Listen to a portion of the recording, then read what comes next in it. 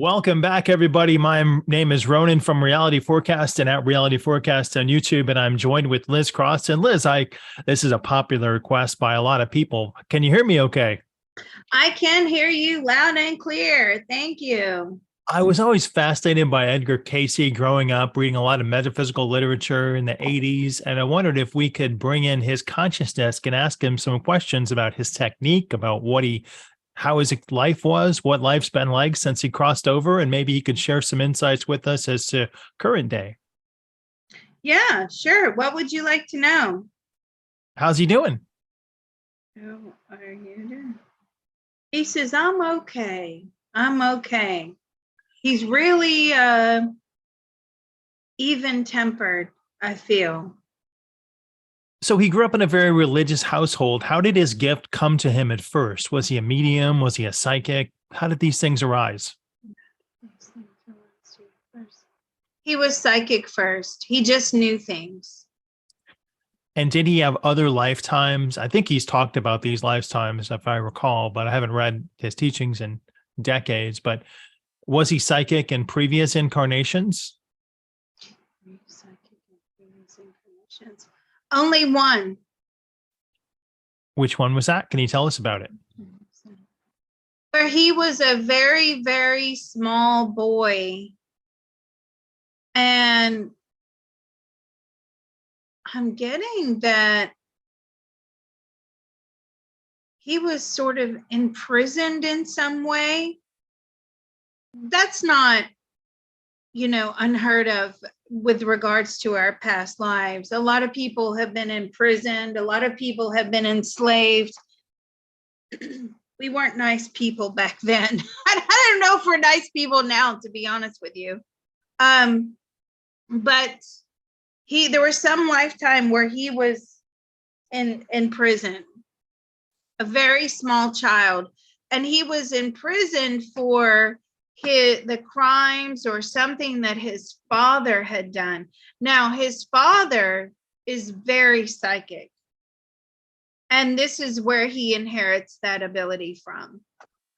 This is in his previous incarnation. In this life that he had as Edgar Cayce, how did he tap into those skills as a psychic? And he got really detailed readings on health events for people and like almost unheard of specificity regards to health readings. Where did that info come from and how did he get it? And did he know anything about it when he woke up? So I've never read an Edgar Cayce book. I know I probably should, but I just don't have the time. I'm getting that he he would go into like a deep meditative state. He knew how to naturally lower his brain waves and tap into whatever it was he needed to tap into.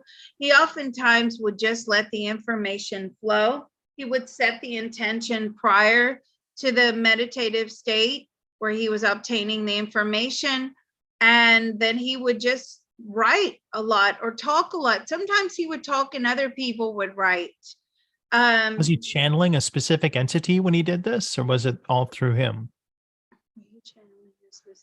No, it wasn't a specific entity.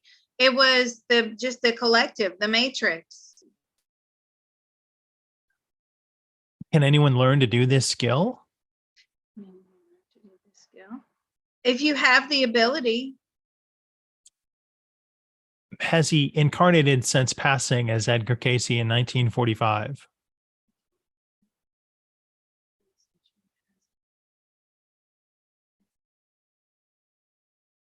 Since your passing? No. Does he plan to come back? Do you plan to come back? Eventually. He's taking his time coming back. He says, when I plan the next one, I want it to be so planned out to perfection. I'm very hesitant to come back down because I feel like, I don't know how much you guys know about Edgar Cayce's personal life, but I feel like he was very troubled. He had a lot of problems. Things were not easy for him. He suffered with depression, is what he's telling me, anxiety. He was very humble.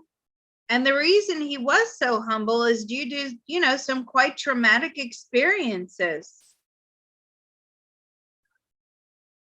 I assume when you have to help a lot of people, he might have felt guilt about not being able to help enough people, because it seemed like he's, was always taxed with people requesting information on how to get better from him. Did you ever feel guilty? Yes, he did feel guilty, but he thought the best way to help people would be to publish things, so that they would always be out there for human consumption. I understand that guilt. I mean, I feel it too. Most of us that are in this type of work, we do. Does he have any predictions about advanced technology that's coming? And does he have access to that info from the other side?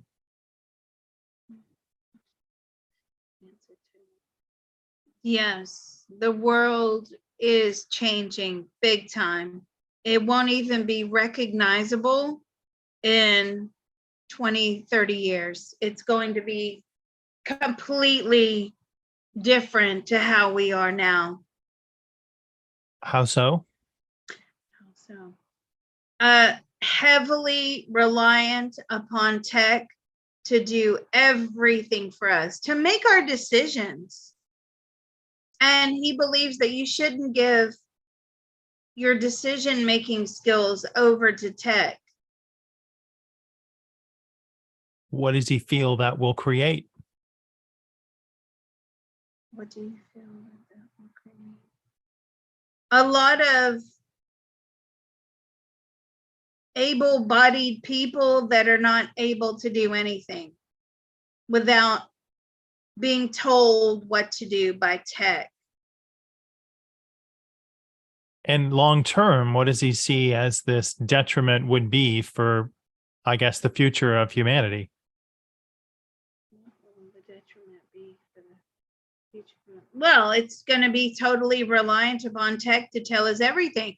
And also, tech will guide our spiritual quest. It will tell us what to think, how to behave. You're relying on something that isn't human to determine human behavior. That seems kind of terrible. Doesn't seem like a life that I want to lead either. All the probes that we have done, you know what? I hate to be a negative Nancy, but it's not good, right? All the probes that we're getting back from what's to come, how we know it now, it's compared to now, forward in time to then, it's not good. But you see, the problem is the people that the new generations, they won't know any different. They won't know this time that we're in now. This will be so far removed from what they know. So, what you don't know, you can't miss. What does he think the future of humanity looks like? I guess we can take it out. What do you say, 25, 30, 40 years? And 2050 is always a good marker. What are people doing in 2050 that they're not doing now? And how does that impact their soul evolution? Well, he's saying that on the health perspective, we will be able to diagnose much faster with the tech. And that's a good thing, because I asked him, I said, give me something good, so that diagnostics will be much faster. So people will be able to get treated faster for a lot of health problems that otherwise would take a long time to diagnose. Sorry, what was that question? How has it affected and impacted humanity in 2050, relying on all that tech for decisions, religion, and life? Well, you're giving your power over. So humanity will feel relatively powerless and unmotivated. Will that stagnate, or will it just create a sedentary lifestyle, or will it lead people into less, I don't know, altruistic endeavors? Will it make them better, or will it make them worse? It'll have a snowball effect. I feel like people will have a lot more time on their hands as opposed to now as we know it, pre-COVID, especially, where everybody was just working all the time, nonstop, 2, 3, 4 jobs. When there's no jobs to be had, it creates this, I have a lot of time on my hands. So this is going into a realm of existence, not for everyone, but certainly a lot of people, where they're just going to have a lot of spare time. So that with that spare time, he's saying they should involve themselves in more spiritual investigation, research, finding what works for them. Unfortunately, it may not happen that way. It's down to the individual. But again, it's the individual that needs to be able to make intuitively that decision. And if you're stripping, he's saying you're stripping the intuition away, because a lot of times we make decisions based upon intuition. So if we're relying on, computers and tech to make our decisions for us, we're losing the ability to be intuitive. You use it or lose it, right? Mhm. So that's where we're going, into a less intuitive, a more controlled type of existence. You did talk a lot about Atlantis and said that it would rise up. Did you mean that people would dive and find remnants of Atlantis, or did you mean that it will physically come up and be above the ocean again? Can you clarify that for people listening? Yes, it will come up and rise again, but it's way off into the future now. Now he's on the other side. He can see that. And it's way off into the future. But that is also an indication of our water supply. Is it that our water supply is going to be so grim that we're running out of water across the world? And this is way far out into the future. But again, spirit is always giving us these warnings, right? With the orca thing that we did the other week, we're trashing the ocean, we're trashing this, we're trashing that.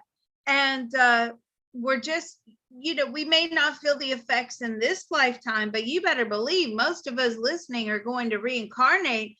You will reap what you sow, right? You will. He's telling me, he's like, it's coming, and it's better to act responsibly now. But this is my question. I'm saying, but shouldn't the onus be on the corporations instead of really putting it down on the individual? And he's like, no, the corporations think they're above the law. It really has to be down to the individual. Boycotting does work. Yes, that's true.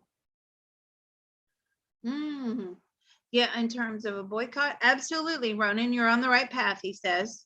Good job. He just gave you a thumbs up. Does he mention any other spiritual awakenings that he sees on Earth in the next 25 years? Or is it a progression into technology away from personal spiritual awakening?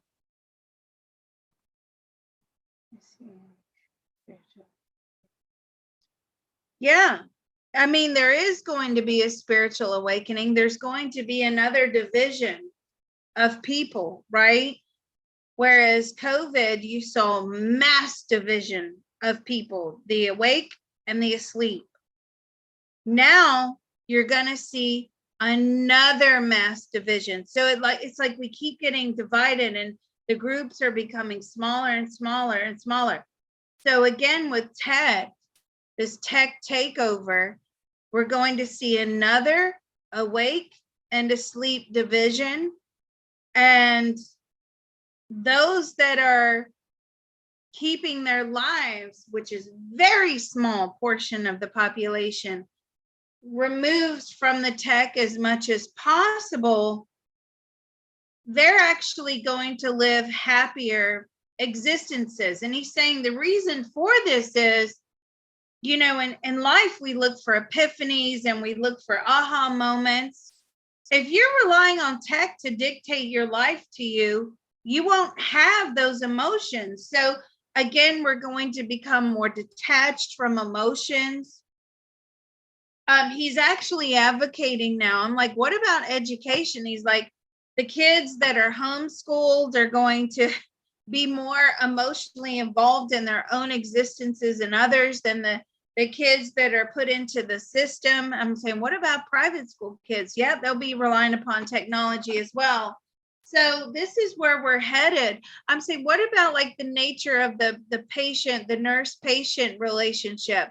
And he says, nurses are important. So will tech replace them? No, tech will not replace them. Will tech replace doctors? Tech will end up doing a lot of the job of the doctors, a role, but the doctors will still be there. We just won't need as many doctors, which is good, because he's telling me, like in the US and in the West, we have a massive doctor shortage. So that will alleviate some of the burden on the doctors. But what about, you know, doctors and midwives that deliver babies? Those will always be required. I don't want a robot delivering my babies. He said in his reading 244-2, now we find there are many changes in the body, many for good. Many of the organs and conditions show changes. Much of this will be overcome. And parenthetically, it says man should live longer than he has ordinarily been given and will. So can he provide more insight as to what he meant by this? I know that people are living into their 90s, but does he see advancements in tech that will provide people to live longer, more comfortably into their hundreds and their 110s and their 120s in the near term? Longer. I mean, it can give you the solution, but ultimately it's down to the individual to make these choices. Unless you have a robot that is serving the food that you eat, growing the food in the garden, organic, you know, all of that. Basically, it's still down to the individual to make the recommended choices. It's like the doctor makes a recommended choice, right? How many people listen? Not many. Some people do, but not many do, because they end up back in the hospitals over and over again with the same problems, but it's worse the next time they go. What he's saying to me is, you know, we will evolve. There will be the ability to live longer if you live up to the recommendations. But the problem is, those more and more people will be sitting down. I don't feel like we're going to have, I just, what he's showing me is like restaurants. I'm like, what are you saying about restaurants? And restaurants will be closing. More and more people will be staying home. We're not going to be out and about like we once were. We can have everything delivered to us. We're not going to have to make these trips to the grocery store and out and about. A lot of places are going to, in the future, you're going to start seeing that your trips are minimized because of environmental reasons. I've got that before, actually. I can't remember when, but I did. And, you know, you'll have certain guidelines, and that's fine. You can function with a life of tech that you can order things and to keep people off the roads. But he's saying, as a human collective, it just disconnects everyone. It just, we become so emotionally disconnected. He did mention something about a root race. And I wonder if he could expand a bit about that. You expect a new root race. What are you doing to prepare for it? You must prepare food for their bodies as well as their minds and spiritual development. Is this a new type of consciousness that's interjecting itself onto the earth plane? Or is this sort of like a throwback for people to get it more in touch with their own roots. And is that what he meant by root and earth connectiveness? Is that what you mean? It's about connecting the consciousness or the conscious mind to the soul. And as we're going through time, we're going to see easier ways to do that. We're going to be given those techniques, and it's going to be who can connect to their soul the most and get the most information. And I believe this is more of a reincarnation thing, because obviously, see, look, the people that have really, really difficult lives, right? The homeless population, addictions, abandoned children, or like all of that. Off the 3D level, in the spirit world level, they're trying to fast track their consciousness ascension, their soul ascension, so that they can stop recreating this reincarnation trap, right? And now that, so that's like a fast track way. A lot of times it seems like a good idea, and then it turns out to be the worst idea ever once you get here. But if you have a way to connect the he's saying you will, Liz, you will. If you have a way to connect the conscious mind to the soul, and you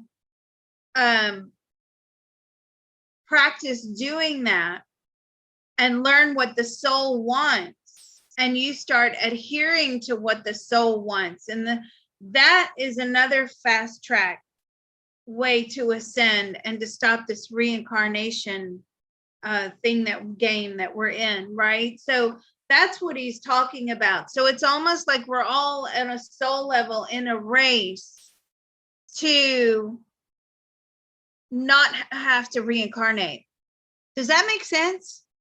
Yeah, it's what I told you before we started this show, and what my plan is in order to achieve that. Just get in that habit of connecting with your soul and find out through conversation, journaling, what you need to know, and listen and act on it, and have a dialogue. Open up that dialogue with your unconscious. Yeah. Because we go through life asleep and not listening to ourselves. But when we connect to ourselves, we realize how deep we truly are inside. And yes, and I know that that's something you teach. He did mention also the Hall of Records. Have they been found underneath the Sphinx in Egypt, and just sort of the wool been pulled over them? I remember a lot of Zahi Hawass obfuscation in the 90s and early 2000s. What type of things were found in the Hall of Records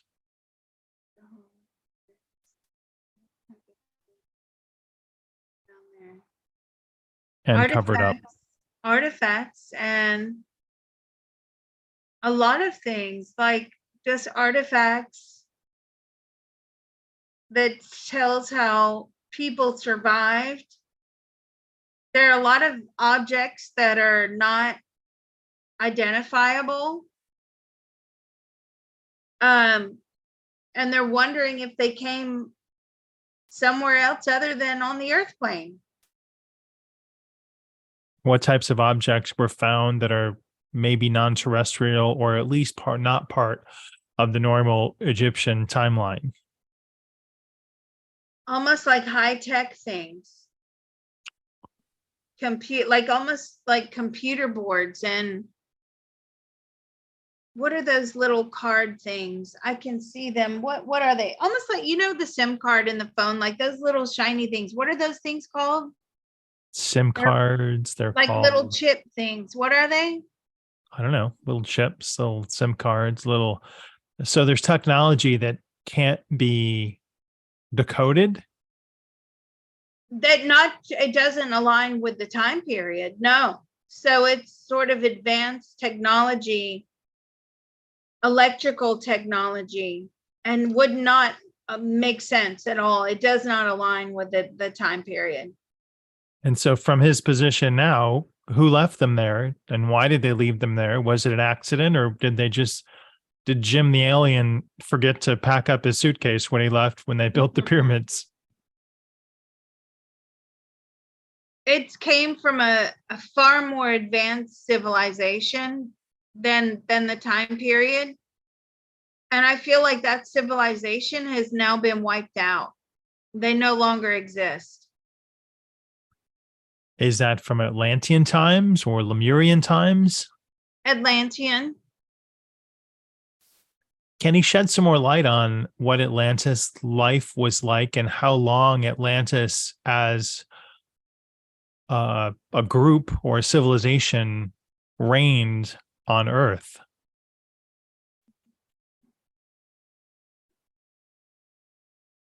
Just, they were almost at the level, or sorry, we are almost at the level that they were. With our consciousness, with our technology, with the, like, do they have the, no, but they communicated energetically. They didn't have to have electricity and things like that. It's almost like it was a different kind of energy that they harnessed, and one that we still haven't discovered. It's a very clean energy. It doesn't cause any pollution, but we haven't managed to find it yet. And once we do, then if we swapped over to this new type of energy, but the problem is it's not unlimited. So he's saying if humanity swapped over to this now, the globe, it would be gone, you know. So this type of energy is not cannot be recreated. It actually transforms once we use it, or once they use it, it transforms into another type of energy, but it cannot be reversed to keep powering things.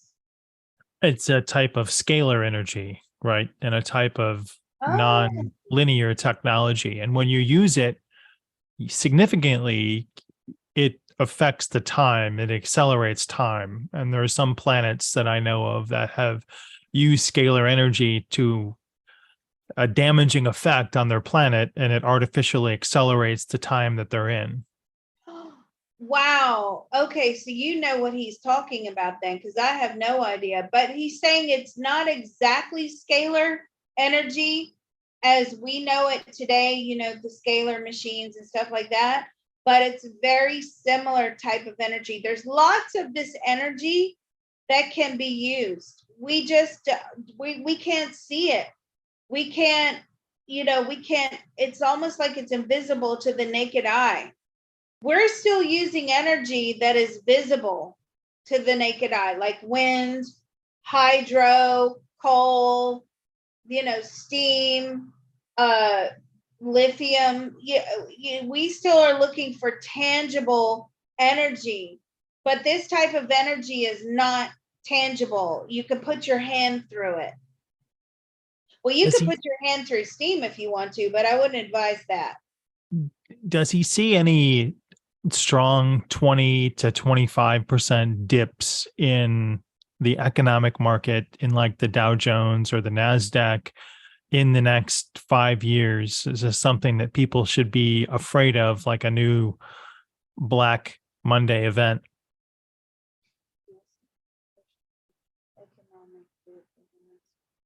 Not in the next 5 years, but definitely in the next 10. Now let's ask this question, if you don't mind running. There is a new housing crisis. So now with the house prices decreasing and the, you know, the value of the homes are decreasing, but the mortgages are increasing due to interest rates, are we going to see a lot of foreclosures? And I'm getting a no. I'm still getting a no. Are we going to see another 5% rise in inflation? And I'm getting a no overall. And that's official bank inflation. Okay. Like that controls the percentages if you have a fluctuating mortgage rate. We're not going to see that. Are we going to keep seeing constant inflation of goods and services over time. So I think we're coming to the end. This is from Cayce. We're coming to the end of this mass increase in inflation. It is going to now level out for a while after this year.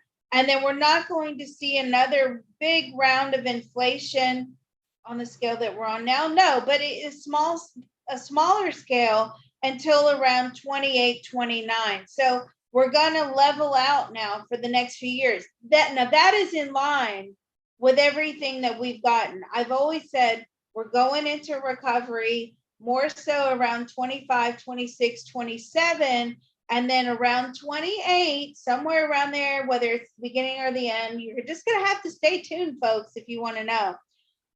Closer to the time. Hopefully Liz will still be here. She will. He just told me I will. Thank the Lord. And How about me? Will I still be what around? about Ronan? He's laughing at you now, Ronan. Of course, he will. Okay, And, good. Woo! Thank God. Right, because we need I was going Ronan. to call him for a reading, so thanks. Yeah. But again, around that 2029 era, we start slowing down again. And that's when we start slowing down. Here we go again. There's more inflation. So, but I'm saying sometimes when there's a lot of money out there to be spent, that increases the price of things as well. But he's saying, yes, but this right now has just really impacted so many people. And it's like somebody said in our CTT group, Ronan, if you remember, doesn't God know about inflation? Come on. On a daily basis, what can people do to improve their own health and just expand their consciousness? So the first thing is, he's telling me, and I'm like, yeah, I totally agree with him. We're eating far too much food. Now, tell that to people that are starving. I get it, right? And that this doesn't apply to people that are starving, but we're eating far too much food, and we're also eating far too many of bad foods. And I'm saying, but hold on. With the increase in the cost of living, more people are consuming carbohydrates in order to feel full. And he's like, yes, Liz, that's true. So are you telling me that the consumption, he's saying consumption of carbohydrates should be very small. It should, and I'm saying, but these keto diets are full of fat and all this stuff. Anyway, he's saying it should be a plant-based diet, organic as possible, small amounts of carbs, obviously according to your exercise level. And we need to do more mindful eating, he says. We're not eating as if like we're tuning into our body and saying, okay, body, what food do you need today? We don't even think about it anymore. We just grab and go. And he's saying, right, you've got to practice more mindful eating. You won't need as much. And also fresh air. So air pollution is exceptionally important. He says, the cleaner the air, the better. That, that's going to help stave off absorbing these toxins. You want to try and make sure you're filtering your water as much as possible. He says, don't rely upon people to filter your water for you. He said, they lie. And I'm saying, what do you mean they lie? Are you saying like even when we buy filtered water in the store? He's like, yeah, don't trust anybody to filter your water for you. He says, you need to make sure that you are filtering your water more than once, several times. And this whole thing of what we're putting in our body, it needs to be well thought out and habitual. So we're not doing that. We're just like grab and go. Like he says, he's right. He is right. Reverse osmosis and make sure that you refilter your water and don't believe what they sell you. And I think people could survive on a lot less food. It's okay sometimes to feel like you're hungry and let your body can adapt. We're not used to living with 24-hour, 7 days a week access to food readily available. We survived on much less. And we are at an optimal time, he's telling me, as far as survival. And again, this goes into the longevity question that you asked about earlier, Ronan. The fact that the options and the opportunities are there. We just have to take advantage of them. But most of the time, we're so busy and so consumed. And he says, and even when we're not busy, we're spending our time on garbage, like trash, irrelevant consumption, entertainment. He keeps showing me the Kardashians. I'm like, okay. See, do you watch the Kardashians from the spirit world? He's like, no, thumbs down. But that sort of level of thinking. And I'm saying, but sometimes we just want to tune out. He says, Liz, sometimes is very different from all the time. Sometimes, he says, is maybe once in a while. You've got generations and scores of people that are just tuning in to get that dopamine hit from trash and garbage consumption. He says it's doing nothing for the soul. So he's saying we should be focusing on, at all times, or certainly as much as possible, of growing our spiritual journey and focusing on our soul. What does the soul have to tell us? That's an excellent admonition from him from beyond. I'd like to ask if we could revisit him again at some point in the future. As much as you want to, Liz. He says, of course. Ronan, of course. He's just happy to be here. I get a lot of questions about Cayce, and this video is probably 3 years delayed. I've been wanting to do a Cayce video forever, but I don't know anything about him other than what people ask me. Because I always knew this probe would come up. You didn't actually tell me this probe was coming today. Ronan sprang this on me, which is great. All my videos are mostly sprang on me anyway. But this one, I always knew that I couldn't delve into the Cayce information because I want the channelings and the readings to be as pure as possible. So I'm so glad that I never gave into it. And I think this is really good. Some people come through for readings with me and they don't want to speak to mom and dad and so and so in spirit. They want to speak to Cayce. That's it. They only want their information from Cayce. You know who I'm talking about. We will see you all next time. Thank you so much, Edgar Cayce. Thank you so much, Liz. And thank you so much, everybody, for listening. Please follow Liz on Patreon at patreon.com/remote viewing and beyond. And share this video with friends and family members or people that are your media social friends on Facebook and other places that people share those things. Thanks so much. Yeah. And just a little one last thing before we go. If you're not on the Patreon, you're not getting all the videos. Okay, great. Thank you so much. We'll stop this one here.